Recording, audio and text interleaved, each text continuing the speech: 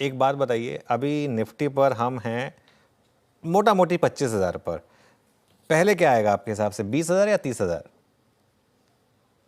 देखिए, चप्पल उछाल लें तो या तो सीधी पड़ेगी या उल्टी पड़ेगी। हाँ, फिर भी अगर आप मुझे जिद करो, मैंने आपसे लास्ट टाइम कहा 24,500 टूट जाएगा तो हम फिर 20,500 के लिए खेलेंगे। जब तक वो टूटा नहीं है, तो अब मेरे लिए चप्पल उल्टी पड़ेगी या सीधी पड़ेगी वाली बात है। और अगर आप मित्र हो, आप जिद कर रहे हो कि बोलना ही पड़ेगा, तो मैं ये कहूंगा कि अगर मेरा गला कोई पकड़ ले, टेटुआ पकड़ ले कि बोलना ही पड़ेगा, तो फिर मैं ये कहूंगा कि भाई पहले 20,500 आना चाहिए। पहले 20,000? पहले 20,500 फिर 30,000। पहले 20,500 फिर 30,000। अच्छा, चप्पल उछाली आपने बचपन में? हम तो काफ़ी उछालते थे अपने भाई बहनों के साथ, काफ़ी खेलते थे। हमने चप्पल क्योंकि उछाल उस के बहुत समय बार उस समय यही गेम होते थे हमारे पास। थोड़ा ना आज की जनरेशन की तरह आईपैड या वो सब होते थे जिसमें आप जो मर्जी खेल लो। आज की जनरेशन को बता देंगे कि हम ये गेम खेलते थे, वो साइकिल का टायर चलाते थे या फिर वो सब खेलते थे, यही गेम होते थे, यही एंटरटेनमेंट होता था हमारा।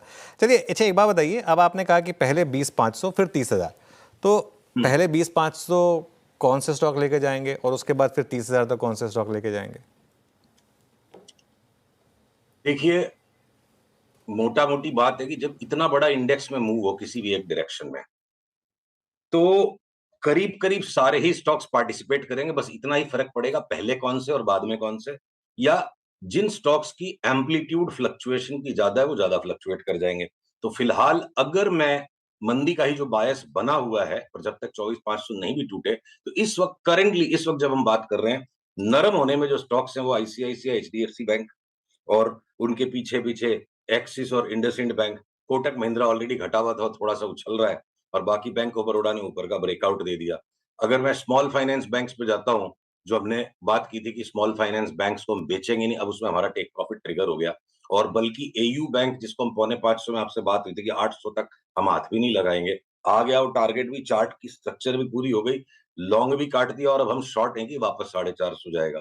पर उसी तरफ अगर मैं दूसरे कुछ और स्मॉल फाइनेंस बैंक्स में जाता हूं, तो वो हो सकता है अभी भी हम पुल बैक में लेंगे, एयू बैंक नहीं लेंगे। तो अलग अलग स्टॉक्स तेजी और मंदी दोनों साइड में अलग अलग काम कर रहे हैं।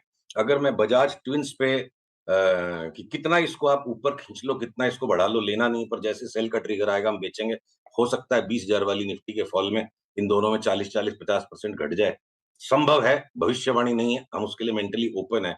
पर उसी तरफ जैसे एसबीआई लाइफ, एचडीएफसी लाइफ, इनके ट्रेडिंग टॉप्स आ गए, और हम हो सकता है प्रू आईसीआईसीआई को नहीं बेचेंगे, एसबीआई कार्ड्स को बेच देंगे।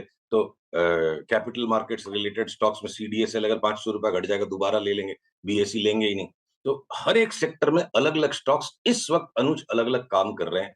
फिलहाल अगर मंदी का बायस लेके चलना है, तो टाटा स्टील, सेल, नैल्को, हिंडाल्को, आप एपीएल, अपोलो, इनको शॉर्ट कर दो।